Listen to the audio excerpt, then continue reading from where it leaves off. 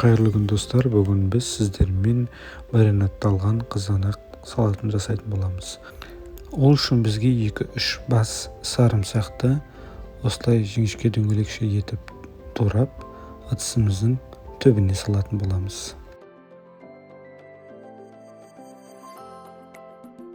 Енді бізге 3 қызанақ керек болатын болады. Оларды ірі бөлшектерге бөліп, ыдысымызға орналастырамыз.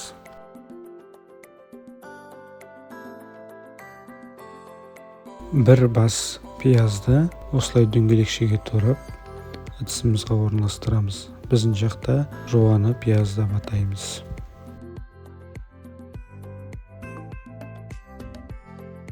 Кесеге 2 қасық зәйтүн майын құямыз, және де оның үстіне 2 қасық балды құямыз. Бұл жерде сұйық немесе қою болуы маңызды емес. Енді оның үстіне қара бұрышты себелейміз. Себелеп болғаннан кейін зәйтүн майын, балды және қара бұрышты жақсылап араластырамыз. Араластырып болғаннан кейін үстіне қызыл бұрыштан сәл-пәл себелейміз. Енді оның үстіне 3 қасық қант саламыз. Қант салып болғаннан кейін жақсылап араластырамыз.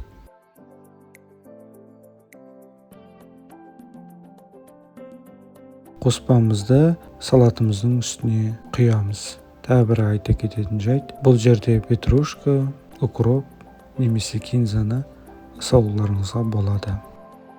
Қоспамызды құйып болғаннан кейін қақпағын жауып, жақсылап шайқап араластырамыз. Араластырып болғаннан кейін оны 1 сағат көлемінде холодильникке салып қоямыз.